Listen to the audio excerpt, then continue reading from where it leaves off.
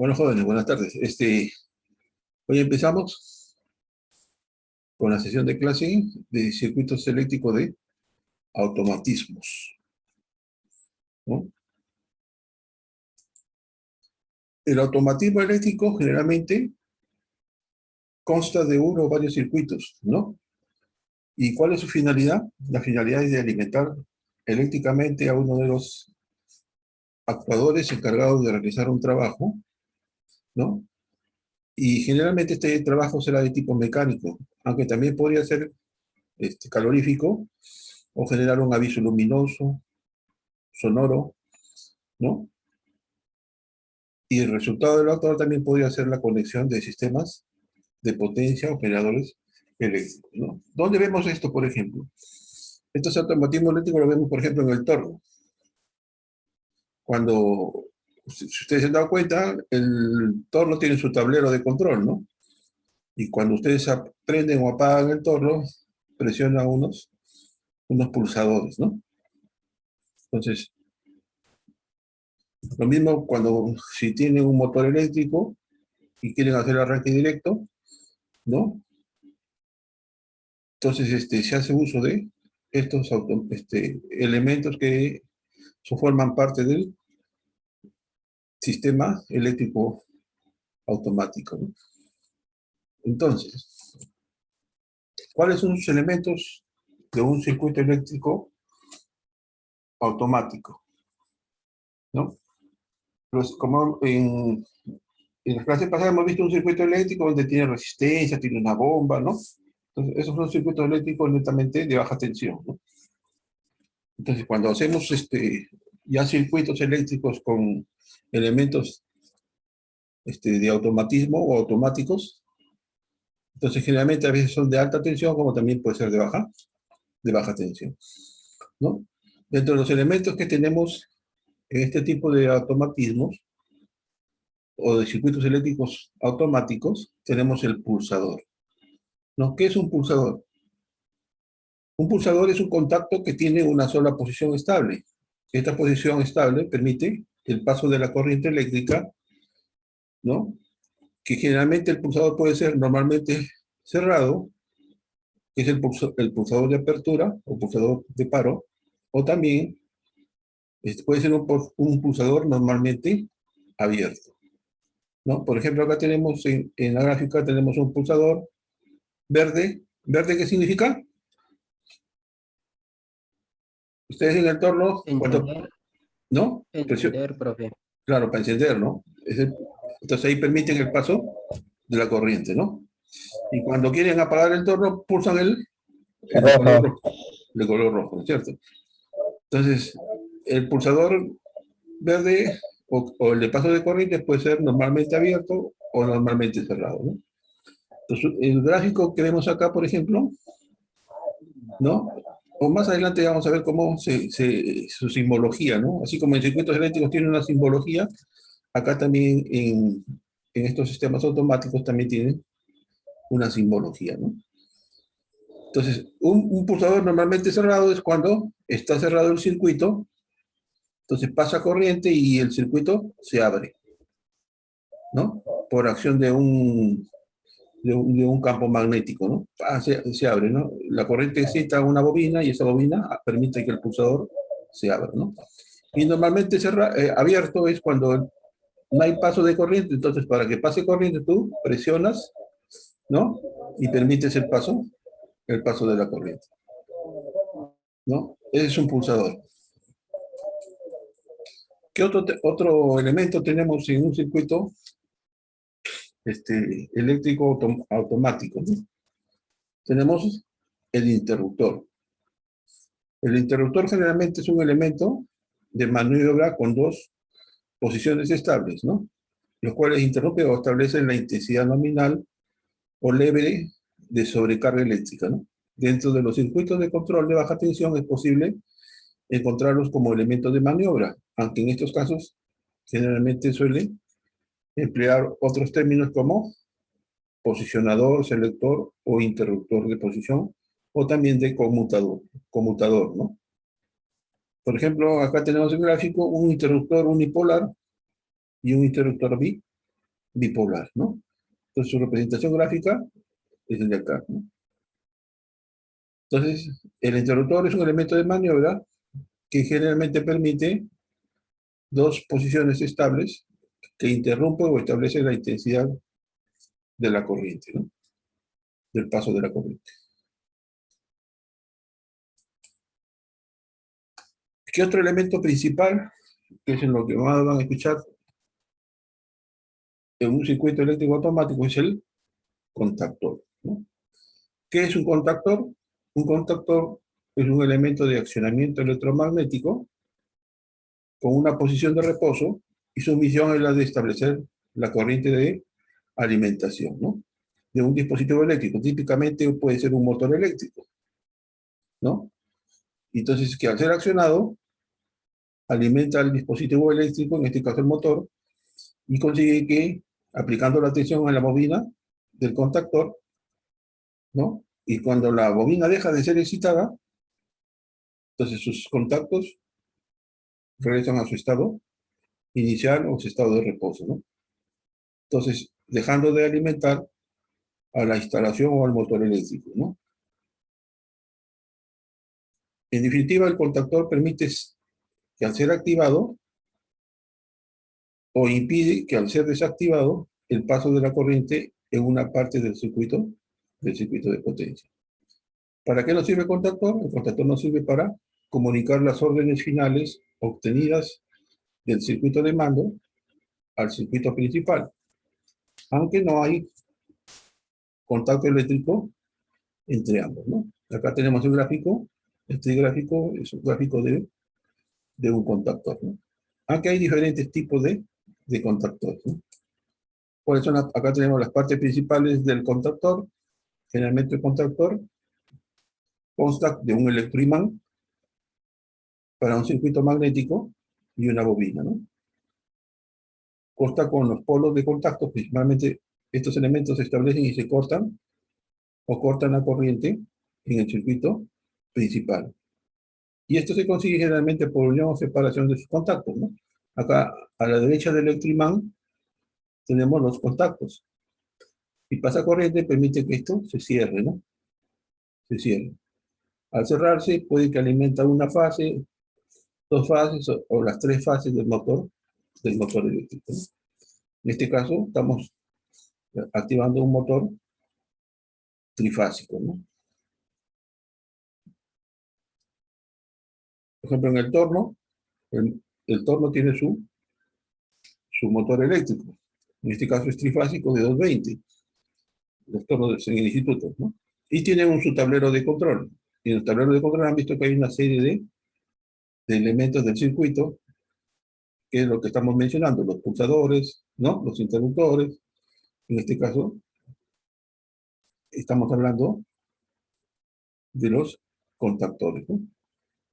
Y también estos contactores vienen muchas veces con contactos auxiliares, que son elementos que establecen o cortan corriente en el circuito de mando.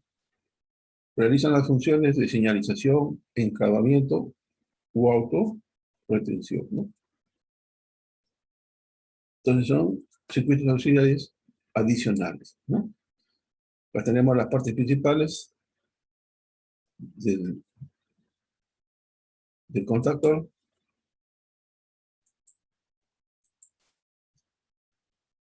¿Cuáles son los criterios para la elección de un contactor? Para elegir un contactor que más se ajuste a nuestras necesidades, se debe tener en cuenta los siguientes criterios: el tipo de corriente que va a alimentar al circuito eléctrico, la tensión de alimentación o el voltaje de alimentación en la bobina y la frecuencia, ¿no? Otro, otro criterio es la potencia nominal de la carga, ¿no? También tenemos las condiciones de servicio, que pueden ser ligera, normal, dura o extrema, ¿no? Y que generalmente existen maniobras que modifican la corriente de arranque y la corriente de corte, ¿no? Si es para un circuito de potencia o de mando, el número de contactos auxiliares que se necesitan, ¿no? Y para trabajos silenciosos y con frecuencias de maniobra muy altas, es recomendable el uso de contactores estáticos o de estado sólido, ¿no? Esos son unos criterios principales para la elección de un contactor, ¿no? Los contactores están determinados para una serie de trabajos, ¿no? El cual va a servir para alimentar el circuito eléctrico automático. Otro elemento importante dentro del circuito eléctrico automático es el relé térmico o de sobrecarga. Acá tenemos, por ejemplo, un relé térmico, ¿no? Generalmente son los aparatos más utilizados para proteger a los motores de sobrecargas débiles y prolongadas, ¿no?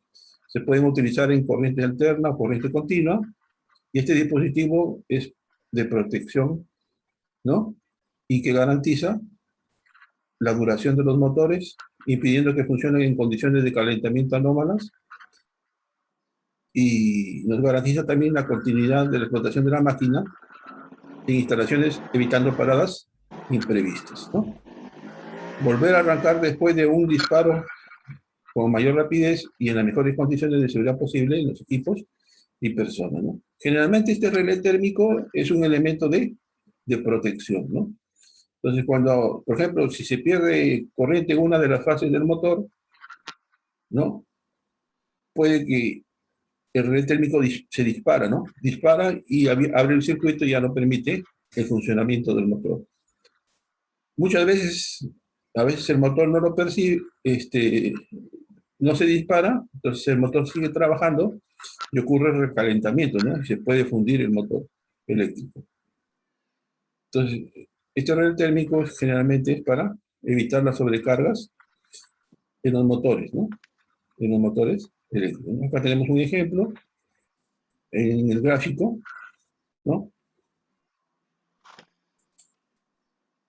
Cuando hablamos de circuitos eléctricos automáticos, generalmente hablamos o tenemos que hacer referencia a la simbología, ¿no? A la simbología. Y generalmente va referenciado al mercado de bordes, ¿no? Todos los esquemas de una instalación han de utilizar los símbolos representativos de los elementos que lo componen, así como en los circuitos eléctricos, les vuelvo a mencionar, hay simbología en control automático, o en lo que es automatización también se hace uso de simbología, tanto para, ¿no?, graficar un circuito eléctrico de potencia o un circuito eléctrico de mando, ¿no? Por ejemplo, acá tenemos los fusibles. Esto nos representa los fusibles, y el fusible es el que protege el circuito frente a cortocircuitos, ¿no? Y se colocan en la cabecera de línea o del receptor. Tienen un alto poder de corte, por lo que aseguran una protección fiable y a bajo costo, ¿no? Fusible, cuando hay sobrecarga, lo que hace el fusible es, se derrite el material, el alambre se derrite y se permite que no vaya a paso de corriente, ¿no? El guardamotor es otro elemento, su símbolo es el de la izquierda, ¿no? Generalmente es un interruptor magnetotérmico, ¿no?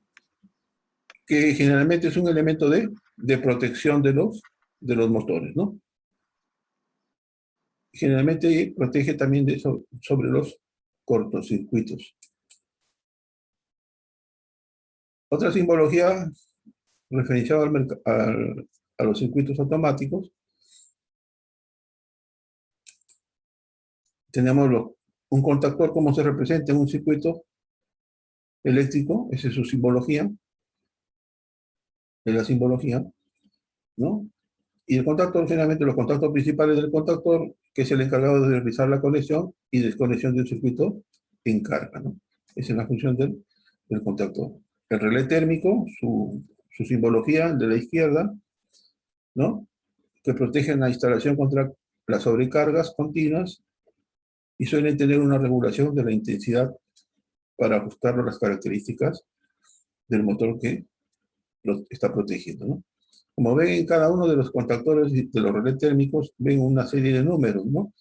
Generalmente cuando hay ingreso de corriente se utilizan los números impares, 1, 3, 5, y donde es la salida de la corriente son los números pares, 2, 4 y 6, ¿no? es una norma generalmente, ¿no? Es una convención que utilizan las normas que- para cuando se representan los, en este caso el contactor. Lo mismo en el reloj térmico, ¿no? Un motor trifásico, ¿cómo se representa? Como ven acá en el gráfico de la izquierda, esa es la forma o el símbolo de representar un motor trifásico, ¿no?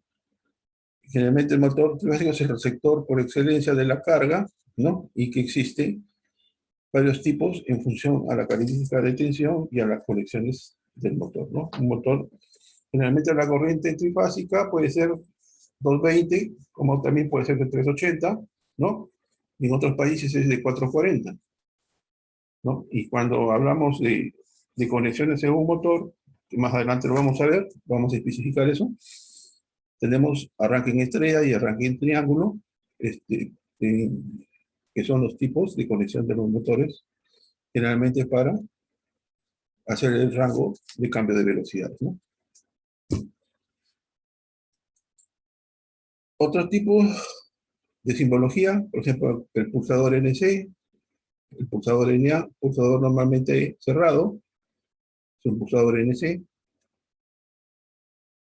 ¿no? ¿Cuál es la característica? Que al pulsarlo se abren los contactos y al soltarlo se vuelven a cerrar. Un pulsador normalmente abierto es un pulso, es aquel que al pulsarlo se cierran los contactos y al soltarlo vuelven a abrirse, ¿no? O sea, tiene función inversa, ¿no? Contacto auxiliar, generalmente identifican los bornes con dos cifras, siendo las últimas 1 y 2, lo que indica la función, ¿no? Estos son contactos auxiliares para diferentes tipos de acciones que puede tener un circuito de mando, ¿no? Contacto auxiliar normalmente abierto.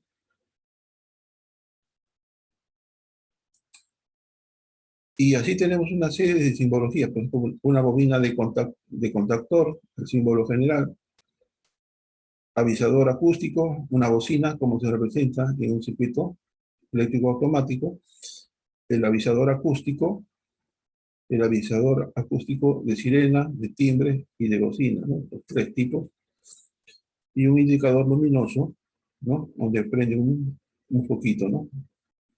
Un poquito. Generalmente la bobina del contactor, cuando lleva la letra K, quiere decir que va a ir conectada al motor, ¿no? Y la letra H, el H que ven acá, es una letra que nos indica que son elementos auxiliares del circuito. Y dentro de los motores eléctricos, si ustedes han visto un motor eléctrico, generalmente lleva una plaquita, ¿no? Y en esa plaquita o lleva una cajita donde están los bornes del motor. Las referencias que se indican son las que figuran en la placa, donde nos indican las características, ¿no? Y el modo en que cada motor o aparato se les asigna, y generalmente se asignan unas referencias numéricas o alfanuméricas propias, ¿no? Los contactos principales de potencia, la referencia en sus bornes consta de una sola cifra, por ejemplo, de 1 a 6, que son para tripolares, y de 1 a 8 para tetrapolares, ¿no? Las cifras impares se sitúan en la parte superior y la progresión se efectúa en un sentido descendente de izquierda a derecha, ¿no? Esta es la bornera de un motor eléctrico. La bornera es la caja donde los cables, donde ustedes tienen que hacer la conexión de los cables eléctricos, ¿no? Para que ingrese la energía eléctrica al motor. Si es un motor trifásico, si es un motor monofásico. Acá tenemos una serie de contactos auxiliares, ¿no? Generalmente un contacto auxiliar para apertura o para cierre, contactos de función especial temporizados y contactos auxiliares de relé térmico de protección, ¿no? Son elementos auxiliares.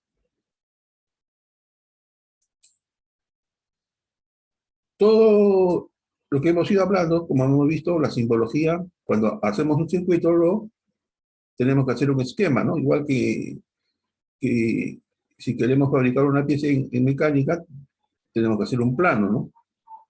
Y tenemos que saber interpretar ese plano. Lo mismo en circuitos eléctricos y lo mismo ocurre en los circuitos eléctricos automáticos o de automatismos, ¿no? Según la norma UNI, dice tanto para los esquemas de mando como de fuerza, se representan en formato A4, de 210 por 297, ya saben cuál es el formato A4, y los grosores de la línea de trazos se recomienda que sean de 0,5 milímetros para mando y de 0,7 milímetros para fuerza. Si ambos esquemas se dibujan en el mismo plano, se dibujarán el de fuerza a la izquierda y el de mando a la derecha, ¿no? Si van los planos diferentes, irá primero el de fuerza y en el plano siguiente el de mando, según algunas configuraciones para cada esquema, ¿no? Por ejemplo, acá tenemos un esquema. A la derecha del gráfico tenemos un esquema y este es un circuito de potencia, ¿no? En el circuito de potencia representamos el circuito de alimentación de los actuadores. Aparecerán los contactos principales, como pueden ser los dispositivos de protección, los disyuntores, los relés, los dispositivos de conexión y desconexión, que son los interruptores y los contactores, y los actuadores, se le llama los motores, ¿no? Todos los elementos están identificados por la clase de aparato número dentro del conjunto y su función. Y también es aconsejable que el esquema es muy complejo, debe incluir referencias a bobinas y contactos, ¿no? Como ven, acá tenemos un esquema, ¿no? Por ejemplo, este es para el arranque de un motor, ¿no? Para el arranque de un motor. Y acá, este circuito para mí que debe ser de cambio de giro, ¿no? Si gira en sentido horario, también podemos hacerlo en sentido anti-horario, ¿no? Entonces, acá tenemos el contactor, ¿no? Tenemos los relés, tenemos los pulsadores, ¿no? Y tenemos el motor, ¿no? Se dice circuito de potencia porque él es el que nos indica cómo circula la carga eléctrica dentro del circuito, ¿no? Un circuito de mando se trata de una representación lógica de los elementos que componen el automatismo que gobierna la instalación. En él generalmente se representan las bobinas de los elementos de mando y de protección, que pueden ser los contactores relés y los contactos auxiliares, ¿no? ¿No? Los elementos de diálogo hombre-máquina generalmente están dados por los pulsadores, ¿no? Que nos indican los finales de carrera, los dispositivos de señalización, lámparas, sirenas, todos los elementos estarán identificados por la clase de aparato número dentro del conjunto y la función principal y auxiliar que cada uno desarrolla, ¿no? Entonces, este es un circuito de mando. En el circuito de mando generalmente nos indican todo lo que es pulsadores, ¿no? Las bobinas y cómo circula, ¿no? La corriente para activar cada uno de estos elementos y generar todo el gobierno del circuito eléctrico magnético, ¿no?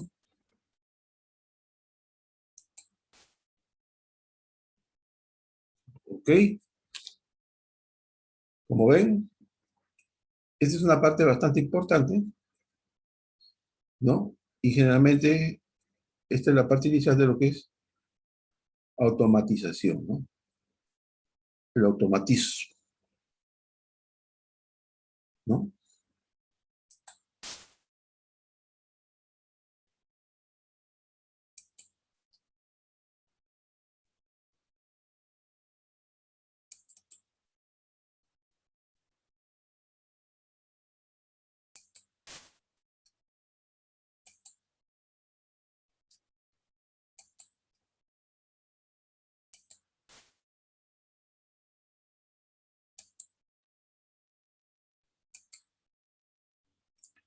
Vamos a ver un videito, a ver para... Vamos a explicar brevemente algunas características típicas de los circuitos con contactores y automatismo. Como podemos ver, el contactor formará un bloque en el que podemos distinguir los distintos contactos principales. En este caso, por ejemplo, fijaros, los que irían a la red trifásica, que están señalizados como L1, L2 y L3, y T1, T2 y T3, que irán normalmente a la carga. Y en este caso también hay un contacto auxiliar, que sería el contacto este, que es normally open o normalmente abierto, que podemos ir viendo ya como por ejemplo sería el contacto 13-14. Cuando terminan en 3 y 4 significa o indica que se trata de un contacto normalmente abierto. Si la cifra de las unidades hubiera sido 1 y 2, pues se trataría de un contacto normalmente cerrado, NC o normally closed. Bien, el símbolo, como ya hemos dicho, que nosotros vamos a ver es el símbolo europeo y tenemos que este sería la simbología de la bobina con sus dos terminales A1 y A2, que los podemos ver aquí, A1 y A2. De tal manera que aquí tendríamos que poner los cables de alimentación del contactor. Cuando nosotros alimentemos a la tensión de la bobina, el contactor, los contactos auxiliares en este caso, pues, y los contactos de potencia, los principales y los auxiliares, se cerrarán, puesto que en este caso están normalmente abiertos. Normalmente abierto es en ausencia de tensión en la bobina. Cuando haya tensión en la bobina, se cerrarían los 4 contactos. ¿Vale? Aquí podemos ver, por ejemplo, un contactor, en este caso, y un bloque de contactos auxiliares que se ensartará o se insertará en esta zona de aquí, de tal manera que quede enclavado mecánicamente con el resto del circuito. De tal forma que, dependiendo de que sean normalmente abiertos o normalmente cerrados, ya no solamente nos permitiría tener estos 3 huevos de contacto principales y este contacto auxiliar, sino que contaríamos con un segundo conjunto de contactos auxiliares que, como ya digo, pueden ser normalmente abiertos o normalmente cerrados. En este caso este se trata de 2 contactos auxiliares, pero podría llegar a ser, pues, por ejemplo, uno solo, 3 o 4 en función del bloque de contactos que vayamos a poner. Aquí tenemos ahora otro tipo de, en este caso sería un actuador, se trata de un pulsador. El pulsador lleva lo que es en sí el bloque del pulsador en sí y después lleva un bloque de contacto auxiliar que es realmente el que va a realizar la función. Como veis aquí en este caso, fijaros que aparece un 1 y un 2, que serían las cifras de las unidades, 1, 2 y el símbolo de normalmente cerrado. Aquí aparece NC de normally closed, por lo tanto sería un pulsador que está normalmente cerrado. Si no actuamos, los contactos del pulsador van a estar cerrados. Si pulsamos, abriríamos los contactos. Aquí tenemos otro tipo de pulsador, en este caso también se trata de fijaros de nuevo, 1 y 2 y el símbolo de contacto normalmente cerrado, por lo tanto estaríamos de nuevo ante un pulsador normalmente cerrado. Como vemos en la siguiente diapositiva, aquí se ve un detalle un poquito más cerca y efectivamente vemos el simbolito de normalmente cerrado. En el caso de un bloque de contacto, por ejemplo, aquí tenemos el 3 y el 4, que nos indica que este bloque de contacto, cuando nosotros lo pongamos, por ejemplo, en un pulsador, pues sería, fijaros, punto 3, punto 4, pues sería un contacto normalmente abierto, normally open. ¿Vale?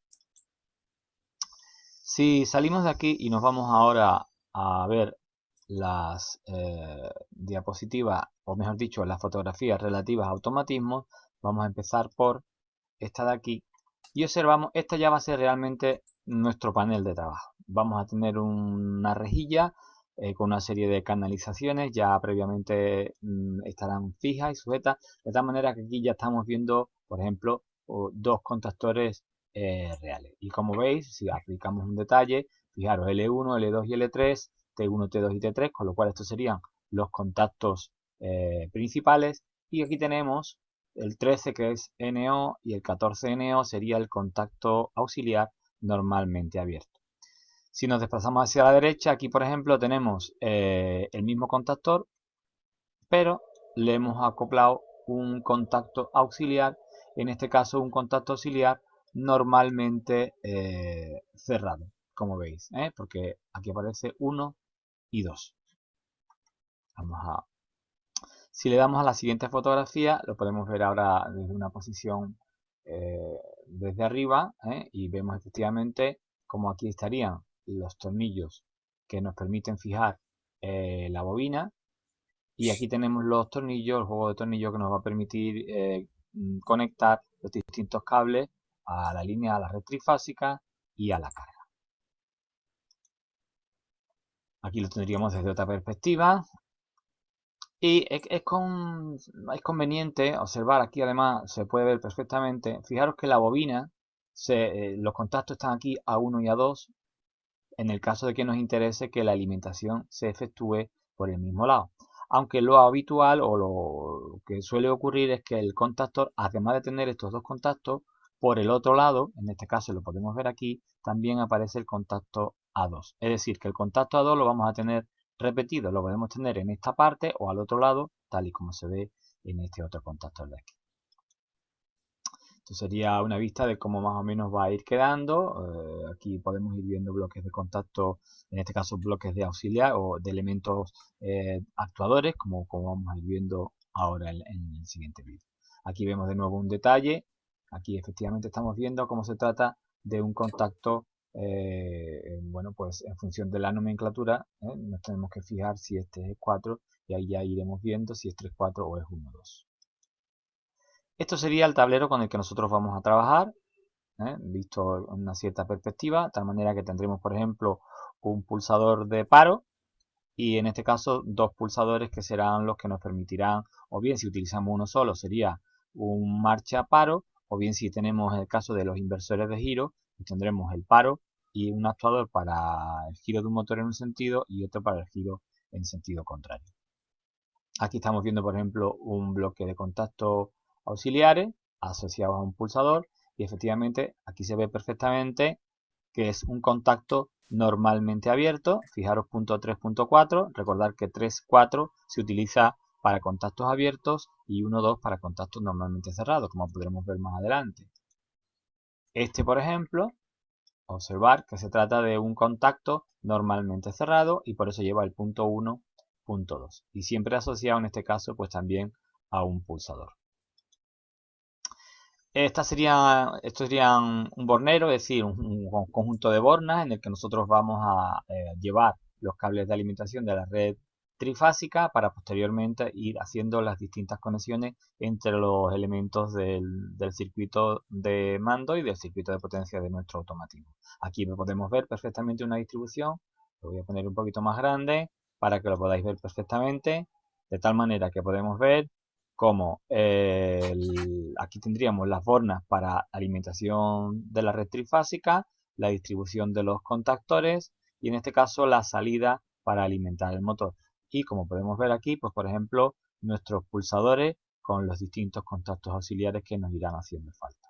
Aquí tenemos un detalle de cómo se van a ir interconectando y aquí tenemos un circuito ya pues totalmente montado con distintos, ya tenemos el cableado todo hecho. Esta sería la parte, repito, de conexión a la red trifásica y esta sería la conexión a la carga, en este caso, pues que sería un motor, ¿vale? Aquí tenemos también otro detalle, ya estos son detalles de funcionamiento y de cómo van a ir funcionando.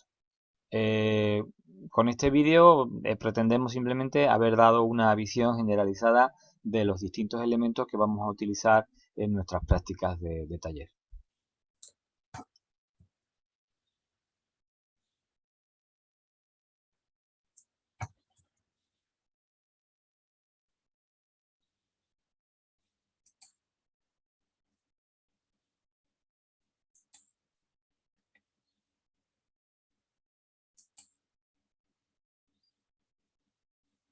¿Qué les parece? ¿Está interesante o no está interesante? Sí, profe, excelente. Sí, profe. ¿No? No se asusten más que todo es parte, para el mecánico debe conocerlo, ¿no? Debe conocer esto porque generalmente a esto se dedican los electrotécnicos, ¿no? Los de electricidad y los electrónicos, ¿no? Es su chamba de ellos. Pero siempre es necesario conocer, ¿no? Conocer. Que muchas veces, a veces ocurren fallas en una máquina, en el caso de un torno, una fresa, ¿no? Entonces ustedes ya más o menos tienen una idea, pueden ver el tablero de control, ¿no? A veces se quedan pegados los contactores y no apagan, ¿no? Entonces, más o menos, ¿qué es lo que se debe hacer para situaciones de emergencia, ¿no? Y no haya desperfectos en la máquina. Y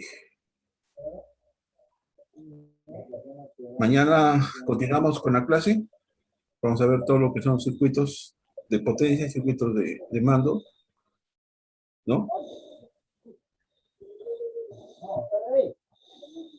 ¿Ok? Listo, Listo, profe. profe.